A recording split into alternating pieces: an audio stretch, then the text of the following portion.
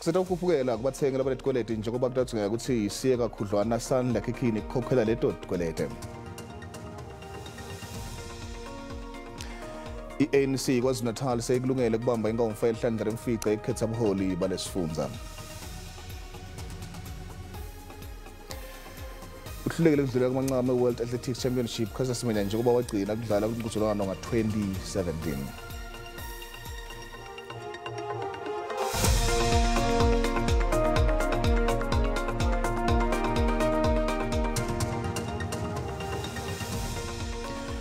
Kwaba kuhle kuhlangana endzabeni teswati lake seyibiswana ke sibukele thamba embili lamuhla.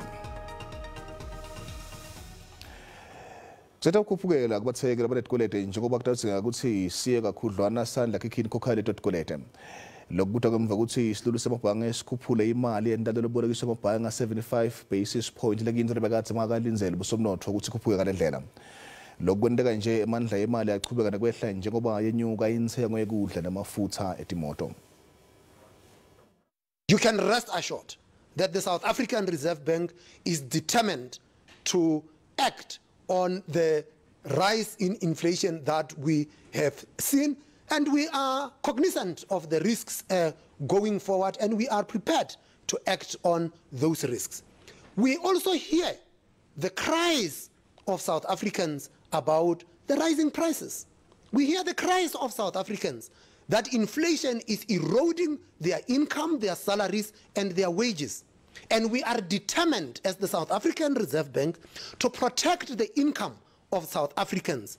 And the steps that we have taken so far to act against rising inflation demonstrate our determination to protect the incomes of South Africans. Higher inflation expectations due to the seen cost increases that consumers experience lead to higher wage demands, and it's the wage cycle that is the big driver of inflation down the line. And so clearly the Reserve Bank is worried about the circular impact from cost increases into wage growth, into wage expectations, and then actual inflation. And that is worrying, and that's why they decided to front load. I-ANC KwaZulu Natal seyikulungele kubamba inkhomfa elihlandla lemfica ekukhetha ubuholi balesifundza. Tingatulu ngkuwane namakhulu asithupha atithunya letawubuthana eDurban Olive Convention Center ke ukhetha ubuholi lobusha balesifundza. Konke sekumenyemumo kule nkhomfa emalanga lamathathu lebukwe ngalabovu ekukhetha ubuholi besifundza be-ANC KwaZulu Natal. Lesifundza sinemalunga latinkulungwane letingamakhulu amabili baholi besifundza bathi thihambe kahle tonke tinhlelo tekulungisela emagala ekuya kule nkhomfa. Kanzi ke linyendi lemagala lisesimeni lesikahle kuba ingcenye yale nkhomfa. Mathathu emagala ludzaba lwawo lolusetandleni tekomiti yetisombululo kuvelonke. We want the conference to start early tomorrow.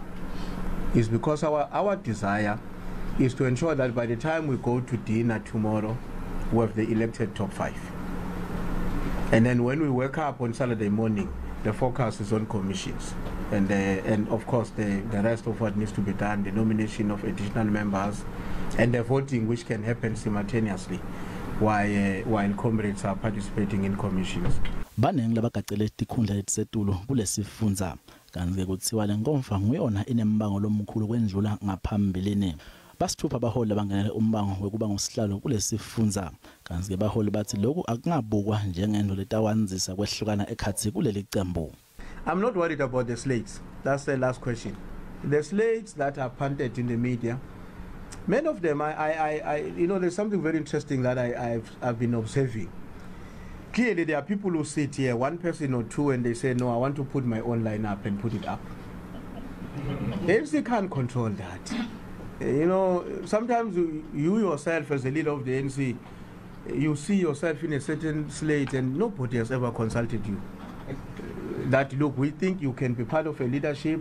And when somebody says that to you, to me in particular, the next question I pose, who else do you think can complement whatever skills or talent you have identified on me in order to take the movement forward?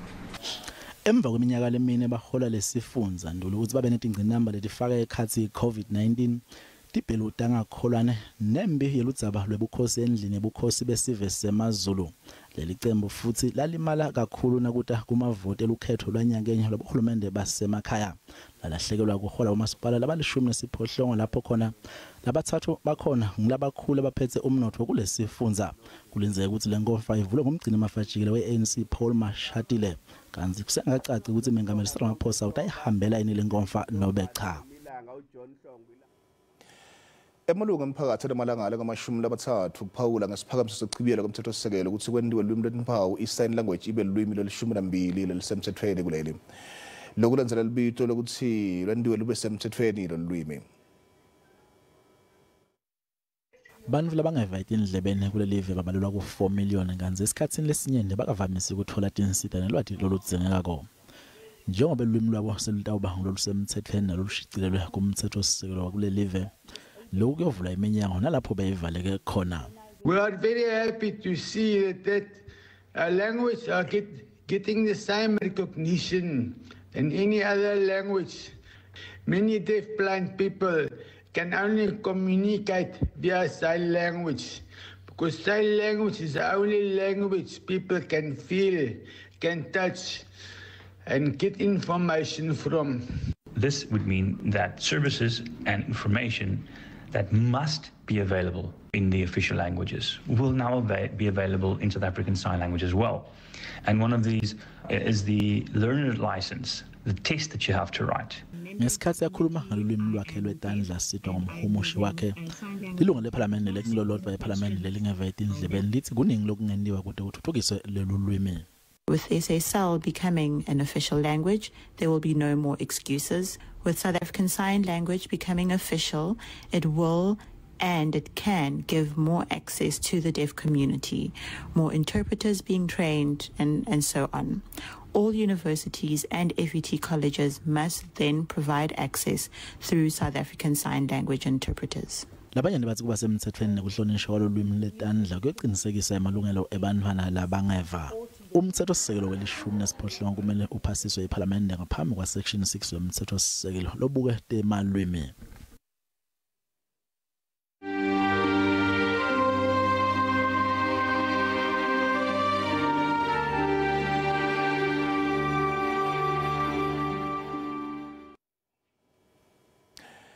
Inhlangano lebusako i-ANC bebambe inkondzo yesikhumbuzo Jessie Duarte lobekatsi alisela amabhana jikelele enhlangano.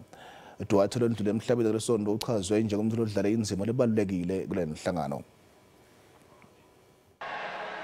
Aphuma ngebuningi amalunga enhlangano lebusako i-ANC lokufaka ekhathi isekela Mengameli David Mabuza nalona beka nguMengameli Thabo Mbeki.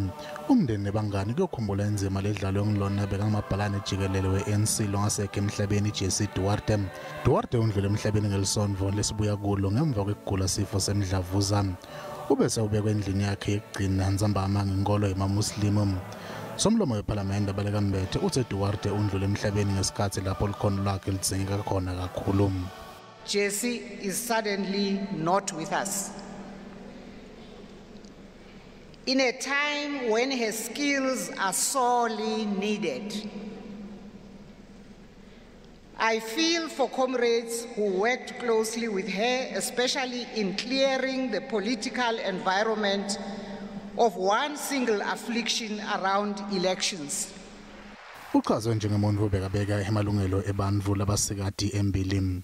Jessie unapologetically prioritized the rights of women, while retaining a focus on women, oppressed and exploited people. She affirmed the dignity and humanity of all. Simvuselela lobisi kuTindzaba te-SABC eJozini. Uniketwe ibheyili etinkwenti elikhulu tamarandi enkantolo yamanje eBloemfontein Margaret and Didricks lobekatsi alibambela lenhloko yetikweleti ekuhlaliswa kwabantu eGauteng.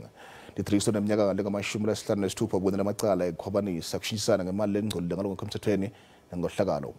Lokhu yamenyele kuniketwa kwenkontileka yelitjeboya 255 million amarandi ngalokungekho emthethweni.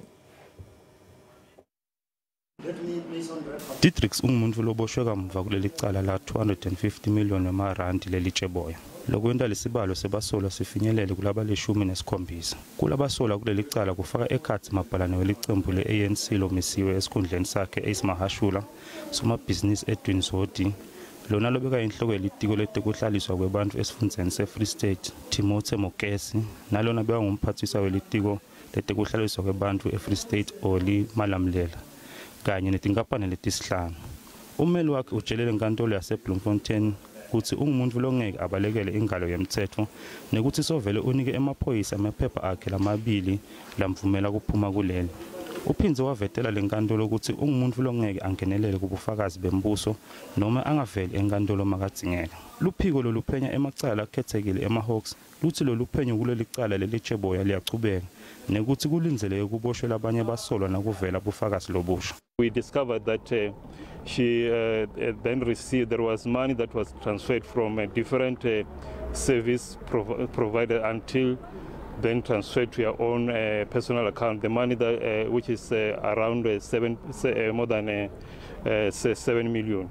So that's when we then went and arrested her yesterday. Kulindeleke ukuthi Didricks avele kanye nalasolwa nabo enkantolo lephakeme yase-Free State. Kutawulungiselela kuthethwa kwaleli cala ngamhla tinge-23 inyoni. Litio tamfundo eGauteng lithi linesiqinisekiso ukuthi ihlelo lwalo lokubhalisela itikhala tekufundza online litindile futhi litawukhona kumela lo msebenzi. Kusukela kusasa Batali bebantfwana labaya grade 1 na grade 8 batawukhona kubhalisela bantfwababo ukuthola indzawo yekufundza kulo mnyaka lotako. Umphathisi wetemfundo eGauteng Bhanyanza Lesufu ukhuluma nebetindzaba kuniketa imininingwane ngalolu hlelo. Itolo letemfundo eGauteng libukene nekuba baningi kwabafundzi kundlula tikolo ikakhulu etikolweni tahulumende. Kanti leli tiko lenetinguquko etinhlelweni talo kusita lawo bafundzi labafuna kufaka ticelo tekufundza ngeluhlelo lotebuchwephesha. This time, no headache. We've upgraded the technical capability of the system to take almost 40,000 applications at the same time, which simply means we can even take 120 applications within an hour. Batali bangakhona kubhalisa abafundzi kusukela kusasa kude kube ngumhlati le-15 lenyanga letako. Tikhona etinye tindlela letibekiwe letingasetjentiswa ngolabo labangeke bakhona kungena kule website yaleli tiko. We've got 48 walk-in centers, which are our district offices. So you can just go to a district office. We'll be in a position to make an application. I'm going to Mutlagim, for example, tomorrow to assist those that don't have access to the internet. But we also have 105 libraries in our province. So you go to those libraries, community libraries, they'll also be in a position to assist you. eGov is rolling free Wi-Fi. Lesifundza sibukene nenkinga yokufaka abafundzi etikolweni njengoba linani labo lichubeke njalo nekukhula. There will be no child that will be turned back in Gauteng. Whether the classroom is full, we will admit all our children. In this year, we have transferred to the tune of 231 million rands to schools to build classrooms. We expect to have about 460 new classrooms built through this process. Batali bayacela ukuthi bavakashele iwebsite yalelitiko lethi www.gdeadmissions.gov.za. Ngiyiphinze www.gdeadmissions.gov.za kude bacale kubhalisa abafundzi bendele ukuthi nakucala lo mnyaka lotako bantfwana babo nobafundzi banetikhala tekufundza. Sibutile ukuthi ngabe kungumcondzo lomuhle usethi tifundza tingaqala kusebenzisa lolu hlelo umbono wakho uyalandzela. Angiboni kumcondo lomuhle lo womsakati ngoba kunebatali labangakhona ukusebenzisa i-internet. Ngaba umqondo omuhle ukuthi nakwezinye ifundazwe ingane bayibhalise online kodwa ke abanye abantu bakholelwa ukuthi ingane ayise directly esikoleni afika bonke isikole sinjani. Kungasiza kakhulu kulabo bangasithola isikhathi abahlala basemsebenzini kepha ke bawosola kakhulu kulabo abahlala emakhaya bangawazi nakusebenzisa phone leyo mhlawumbe online. Mina ngokwambe ngathi ake beme kancane ngoba nakhona le Gauteng okuyisona sifundazwe engathi siyayizama lento kusenesidididi akakahambi. So ngaphiye kwendawo esemakhaya awucabanga nje emsinga phansi le ehlanzeni akuna network. Kona kuhle kakhulu le Gauteng kona le laba khona laba nemali yona msakati lapha emakhaya la rural areas la ngiwa khona embuya ukuthi ke msakati angathi ke sekutawuthiwani. Umbono wami ngithi kungaba umqondo lomuhle kakhulu kusinetinye itikolo tingaqala kubhalisa lolu hlelo ngoba siyabona ukuthi imfundo yalesikhathi sanamuhla ithuthuke kakhulu. I-technology isezingeni lelisetulu kwamele ukuthi letinye itikolo nato dibhalise kulelo hlolo lelo. Lena Imibono ebabukeli SABC angeke ithweswe ukuthi phendulela ngayo. Kuboshwe bashayeli bemaloli labalishumi nambili ePotchefstroom Northwest nakwenziwa lihlolo lwemisebenzi lakuvinjwa imoto emgwaqweni N12 lomuhla. Labashayeli bakuleli ngalokungekho emthethweni kanti-ke lokhu kutamva ukuthi abashayeli bemaloli bakhale ngokuthi le Mbono lebakuyo icasha abantu bangaphandle labethe amaphepha ekubakuleli kwendela ukuthi babakhokhele kancane. Kumiswe emaloli ngesikhathi kwenziwa lolu hlolo ngaphansi kwetemisebenzi. Kwaboshwa abashayeli bemaloli labethe emaphepha labavumela ukuthi babe kuleli. Itolo kuboshwe bacashi labathite ngekwephula imithetho yetemisebenzi.